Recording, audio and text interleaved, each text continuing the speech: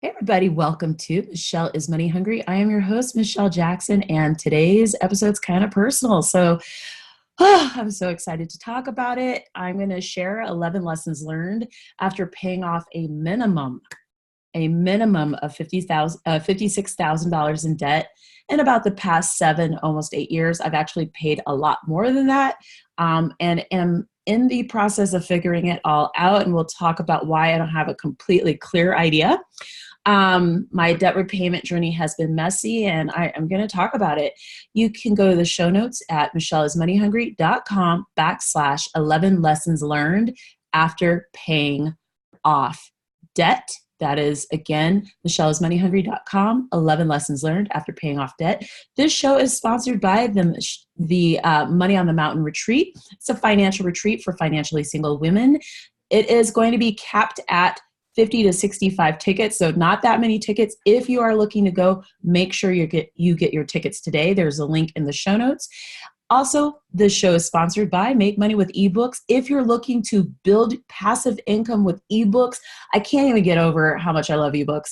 Get the course today. I have 2 savings codes in the show notes because I'm going to Podcast Movement this week. See you in Orlando. It is the first trip I've taken since 2017. So I'm going to Orlando, and then right from Orlando, I'm flying to Seattle to be a part of the Low Love retreats. I'm super excited. Make sure you go to the show notes to access all the resources and different things that I will be talking about today. So my debt repayment journey has been so freaking messy. I was like never the person in the personal finance space who was like, I have this perfect spreadsheet and this super clear idea about all the things that I'm dealing with.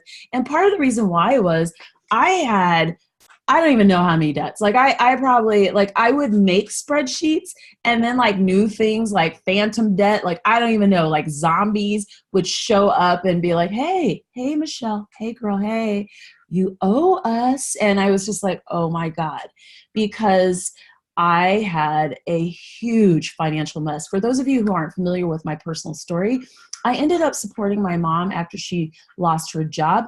I had horrible financial habits, horrible financial literacy and comprehension of just like different things that I needed to know. All I knew was how to work really hard. And honestly, a lot of people are taught just how to work really hard. So I was in graduate school. I was working hard in terms of studying. I was working at Starbucks. I was dancing at the local dance studio in Boulder called Dance West. It was so much fun. I was auditioning for like the Denver Broncos dance squad and the Denver Nuggets squad. I was auditioning for music videos, one of which I can no longer mention because who the musician is, pervert. So I was living that kind of life, and then life happened. And I found myself in the position of supporting 2 people while going to graduate school with horrible financial literacy, good work skills. Like I was great at working. And the problems I had with my finances were compounded by the stress, the anxiety, the fear. It was just scary. And I was working at Starbucks and trying to finish everything. And it was just crazy. It took longer than I expected to clear up the situation. And then once we stopped living together, because obviously we had to live together.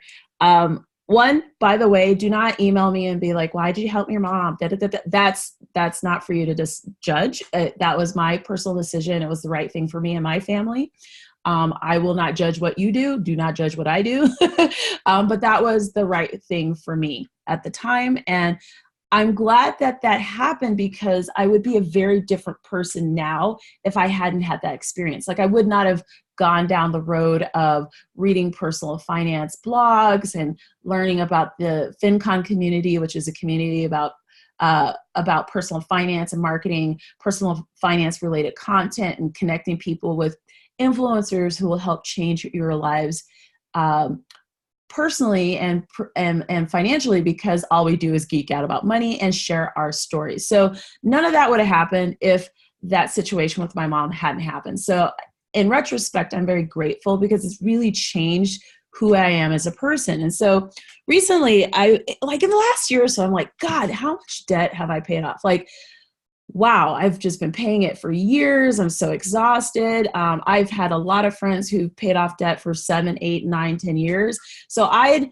been prepared to a certain degree to, like I'd known that my debt would take a long time. Like I knew it was going to take at least 7 years to clear up the bulk of it. So I went into it understanding that my debt repayment journey was going to be like lengthy. And part of that was because of just energy. So I'm going to go through the 11 lessons that I've learned after paying off a minimum of $56,000 in debt. And honestly, I'm still kind of shocked. That's a lot of money, and that's a minimum. I've paid off, I'm sure, well beyond that, and I can't even tell you. Wow. Anyway, lesson number 1, you don't have to lower your quality of life during debt repayment. I think that there's this weird kind of attraction to this idea that when you pay off debt, you have to like live on rice and beans, which actually I really enjoy, but like bad rice and beans, and like ramen, but bad ramen, and like that you're going to live this life of hell, right? And what I did was I was like, I know myself, I know who I am as a person, and there is no way that I'm going to eat bad food and live like sacrifice in that way. Like it just wasn't going to happen. I was going to be miserable. I was already miserable, but it would be like so much worse. And so what I started doing was just slowly substituting the things that I enjoyed with cheaper or free options with the same quality level. So examples of that would be, I love yoga, absolutely love yoga. But instead of having a ongoing yoga membership, maybe I would use Eventbrite to find special events around town and do a drop-in at a special event. So an example of that actually, which is one of my a little hiccup now. One of my favorites is hip hop yoga with wine. So a local clothing and hair shop, a hair salon, had a series of these yoga events. And basically there was wine, hip hop, and yoga. So you got lit for $5. You got lit and your Shavasana on for $5 whole. It was within walking distance of my house. It was just like a win-win-win. And I met amazing people. We talked about really cool things, and it was so worth the $5. We had classes like puppies and yoga. I'm not an animal person, but I love puppies. Like I really do. So I love the idea of being able to play with a puppy, but not having to deal with all the extra. Like I don't want to be picking up poo and all that stuff. So there was yoga with puppies and yoga, $5. And if I wanted wine, I could pay an extra $5 for that because it was held at a winery here in Denver. So what I did was I just slowly acknowledged what I enjoyed in my life, and I just worked through my list to figure out a different way to do the same thing for less. And the key was I couldn't notice a difference in quality. So that was huge. So when people ask me about my quality of life, especially after I left my job, it's completely the same. It's actually much better because I don't commute. The big thing is I don't commute and I don't deal with people I don't like. So it's fantastic. So anyway, lesson number 1, you don't have to lower your quality of life during debt repayment. Lesson number 2, this one's so crazy. The $400 emergency is real. Like the whole thing where they, on the news, they're always talking about like Americans will have difficulties getting $400 for their next emergency. That is real. That is a thing. It's the freakiest thing ever. So you have to focus on bringing in money and really growing your savings. Savings is one of the areas that I'm super focusing on. It's never been my strong point, to be candid, because I was always like either overspending or just all the things. And then I was paying off debt. And there is a middle road. And I think that you just have to focus on savings, because that crazy $400 emergency bill, it's just real. It's just real. It's just real when you have money and when you don't. So it's just the strangest thing. Lesson number 3 is just pick the payoff process you can actually commit to. A lot of people sit there and like a lot of people in the personal finance space, I'm calling you out, like you'll sit there and be like, well, you have to do it this way. You have to like pay it off Dave Ramsey's way, like the snowball, or you have to use the interest and like the highest interest on the card or blah, blah, blah. And I'm like, it doesn't matter. Just pick a way and focus and stick with it. That is it. That's the most important way of paying off your debt. That's it. I don't care how you do it as long as you can stick with your process. I did kind of a hybrid situation. So even though Dave Ramsey has blocked me on Twitter, I am still a fan of his Snowball Process. However, I tweaked it because I think that one size does not fit all. So for me, what I found, because I had well over, like at least 30 debts, like so many, oh my God. And I had some that were much more urgent than the smallest amount that I owed. So say, for example, I had a bill for like $50, $150, and $200. Maybe I would pay the $150 bill because that was just so urgent. Like it just had to go. It was driving me crazy. So I focused on not only moving smallest to largest, but also which debt energetically was the most draining. I have 2 small debts right now that I'm like, oh, I just have to get those done. And the goal is to get those done this month. And it's partly just energetically how it feels to have those 2 debts is a big deal to me. And they gotta go. And so I use that system. It's worked very well for me. And I think that you just have to figure out what you can actually commit to. Lesson number 4, you will get tired. Like anyone who tells you that you will not get tired paying off a large amount of debt is full of crap. You will, unless you sell a house. Like literally, if your debt is your house, which unless it's upside down, I'm like, whatever. But if your debt is your house and you're selling it, it can be stressful, like the actual selling process. But if your debt is like, thousands of dollars of debt to multiple individuals and entities, you're just going to get tired. You're going to get tired dealing with them. You're going to get tired negotiating with them. You're going to get tired of them contacting you. You're going to get tired. And as long as you understand that, you can figure out ways to manage that energy, like manage your energy levels. Lesson number 5, this one's controversial. Taking vacations during long-term debt repayment was necessary. It was so necessary for me to take breaks to re-energize myself. Now, this did not mean that I used a credit card to fund a trip. Like paying that way makes no sense if I'm trying to pay off all this debt. I would really work hard to make vacation plans that were super inexpensive, really fun, super enjoyable for me, and that I paid cash for. So some things that I would do that were super easy were I would go to Breckenridge, Colorado. So Breckenridge is one of my favorite mountain towns here in Colorado. And I would go for like 3 or 4 days throughout the year and just stay at my favorite hostel up there. It's beautiful. It's called the Bivvy. It's beautiful. It's actually been an architectural digest. It has wine. It has a hot tub on the patio, a view of the ski mountain. It's just awesome. And they feed you breakfast. So I would work from the mountains when I was like, you know what, I'm tired. I need a break. I need to go.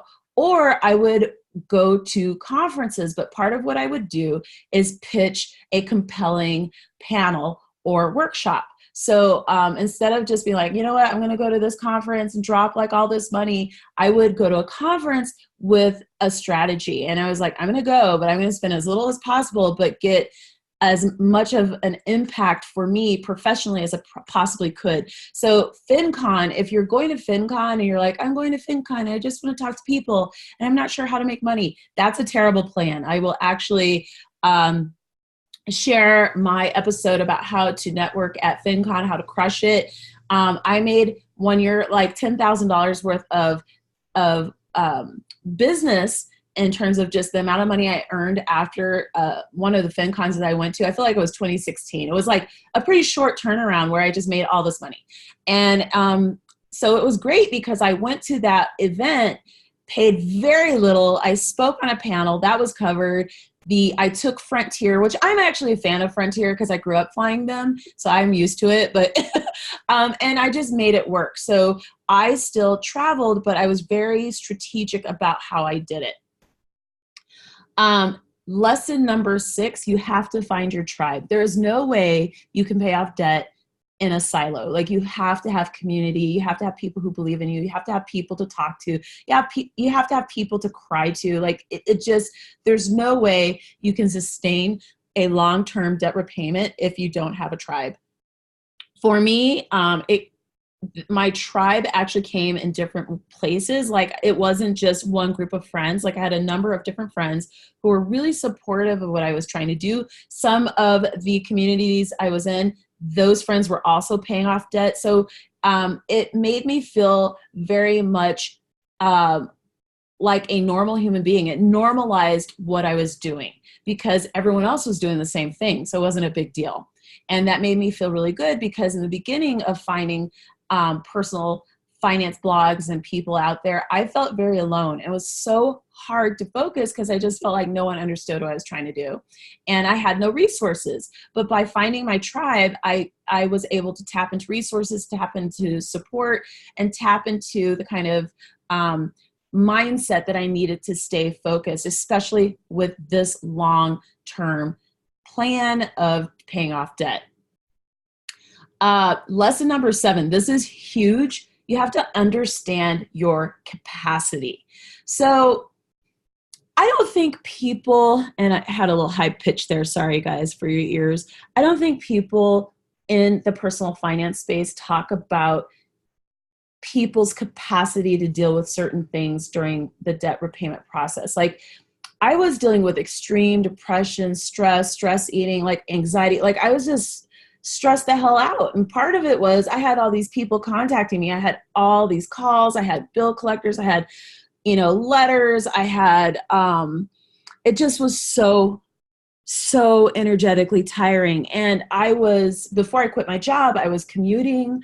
I was dealing with the people at my job, who I love, actually, the people I worked with. I love the staff and the students that I worked with. I worked at an international English center. So I loved everything about that. But the thing was, my role was to help solve people's problems. And I had so many problems that I was dealing with. It was just, I didn't have capacity to focus on too many things. So part of why my debt repayment process was so messy was my capacity was like 0, right? So all I could focus on was like the smallest thing. I was like, I can only pay $50 on this thing. Like, that's all I can do.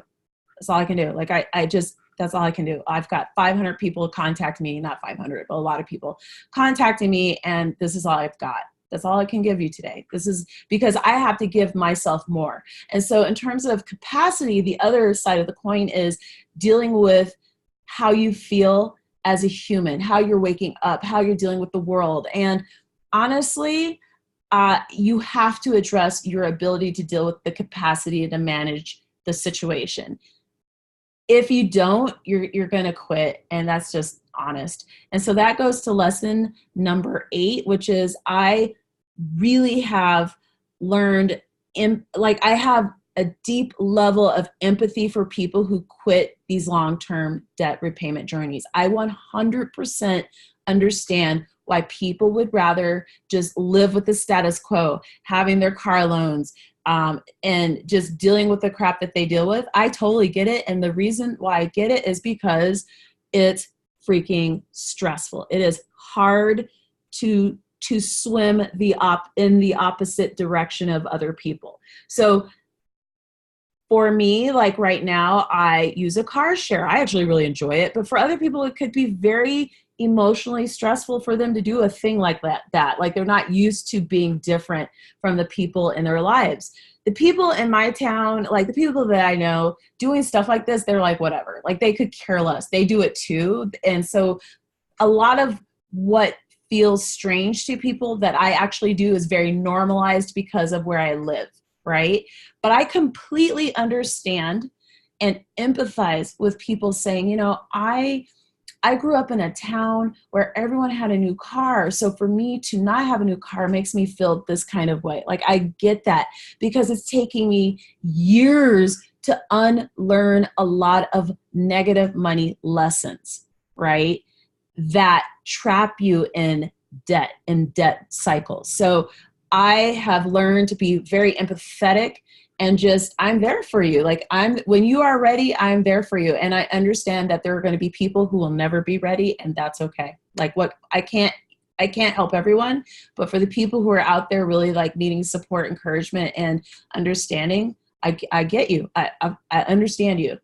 Lesson number 9, focus on the process. So I talked about how there's no one way, but once you figure out what your actual process is, just focus on the process that's working for you. And that may also include, again, taking some breaks just so that you have the energy to keep going on. I mentioned I took vacations. I had to. Like, there is no way in God's green earth I was going to work on paying this debt, which was well above the $56,000 that I mentioned, for 7 years and not go on a vacation. That's insane. So I'm not the girl who's, going to live on $2 a day. That's just not for me.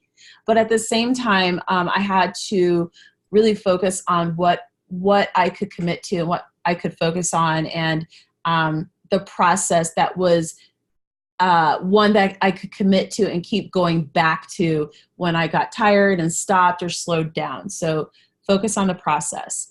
Lesson number 10, there is no one way. I feel like I repeated that one.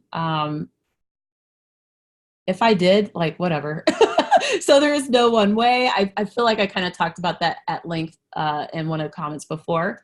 Lesson number 11, you have to celebrate the milestones, which is why I'm recording this episode.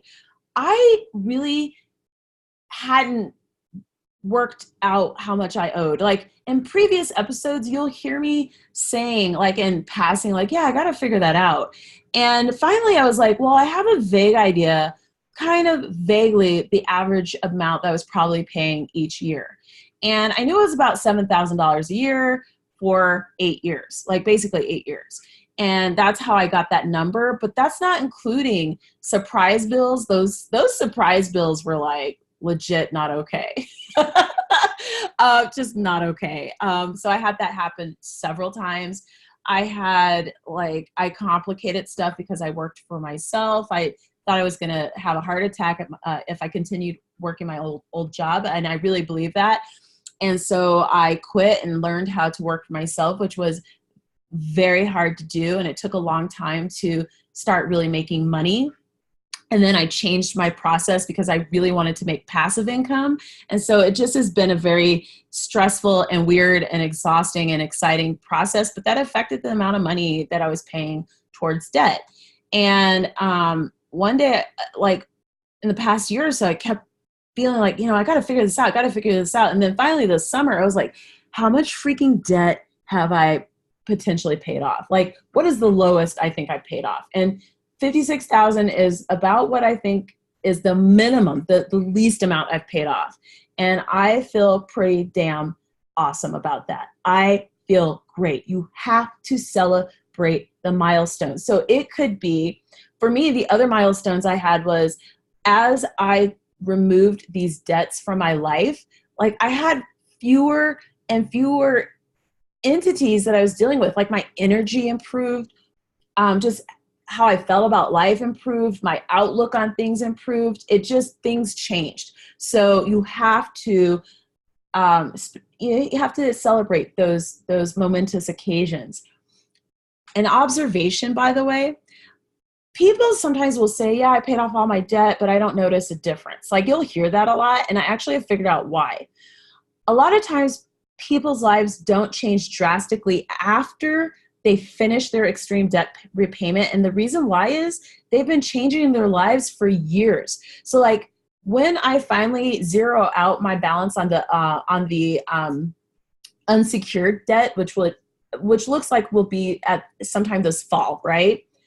I've been working for years on this. I am not like about to change my habits. Like they're so ingrained that it would be shocking to me that I would change any of my habits, right? And now I'm kind of addicted to making passive income. So that's an exciting side note as well. Like I'm just loving making passive income. So that's been an interesting turning point as well in terms of just learning how to make money.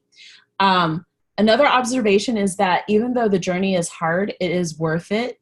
I'm glad that I didn't understand how hard the journey would be. Like sometimes ignorance is bliss. Like I am so glad I had no clue that it would be so difficult because I would have quit. One of the things that shocks me is I paid off a lot of this debt as a self-employed person who transitioned into entrepreneurship. Real talk, that was hard AF. So if you are a person who's like, oh, I have some debt and I need to quit my job, I'm not going to tell you what to do. I'm not going to say anything other than if you quit your job and you have debt and you have a significant amount of debt, that is hard. That's going to be hard on you. And you're going to have to figure out what your capacity is going to be to manage dealing with that. It's hard. I made my life hard in a lot of ways by doing that. I would not change that decision, but it was hard. So can I just say it again? Hard. So yeah. And then real talk, I sacrificed a lot, but it was worth it. Like if I live to be 100 years old, 7 to 8, 9 years of sacrifice is like not a big deal. Like whatever. Like in a lifetime like that, it's worth it, right? Because then I'll spend the rest of my life building income and building revenue. Like that's phenomenal. Like because I'm still going to be living a financial life until like the day I die. So sacrificing in the way that I did in the grand scheme of things it's totally going to be worth it. And another thing that I'm thinking about is a journey of almost 8 years is just about to be done for me. That unsecured debt's just about to be done. And then I'm just going to be focusing on my student loans because I'll have just one thing to focus on. And it's funny because there's this whole concept of a tipping point. So it's not lost on me that now that I'm almost done with this unsecured debt, that I've really started building up passive income and just having confidence in myself. My self-confidence has soared. I've learned how to make money selling my own products, goods, and services. And this is a skill that I've come to realize is priceless for me. I feel empowered because of it. And I just want you listeners who are on this journey to understand that it's a process. You're fine. You're a winner. You're doing well. You can cry. Email me if you're like, Michelle, this is crazy. Like, why am I doing this? I understand. Part of why I created the Money on the Mountain retreat is because I wanted to have these kinds of conversations face to face. I understand. I've walked in a lot of people's shoes. I've walked a difficult road, and I want to at least share that experience with people and empower myself with it and leave with some amazing and beautiful life lessons. Right now, I'm looking at the next 12 months, like how I imagine my next 12 months to be. And it's funny because if I decide to just put the brakes on my debt repayment, not stop it, like just do the minimum, like minimum effort possible, no matter what, in the next 12 months, my debt will be gone. Like that unsecured debt will be gone. No matter what, it will be gone. And it's crazy to me after years and years and years and years of dealing with all this stuff that I'm just like racing towards the light at the end of the tunnel. And it's glorious at the end of the tunnel. I kind of mumbled there. And it is a glorious feeling. I hope you join me at Money in the Mountain. I hope that if you are doing extreme debt repayment, that you are inspired by this. I hope that if you're focused on FIRE, financial independence, retire early, don't focus on the R, just the financial independence. I hope that you share your stories with other people, encourage them. And that is it for this episode. 11 lessons learned after paying off a minimum of $56,000 in debt. And now I'm going to go and watch the U.S. national team gymnastics competition because I used to be a gymnast when I was little and I love it. So have a great day. I hope you're having a wonderful summer. If you're a mom or dad, a parent out there, I hope your kids are going back to school. All the Colorado kids are basically heading back. They've been going back since August 1st. Have a great night and take care. Bye.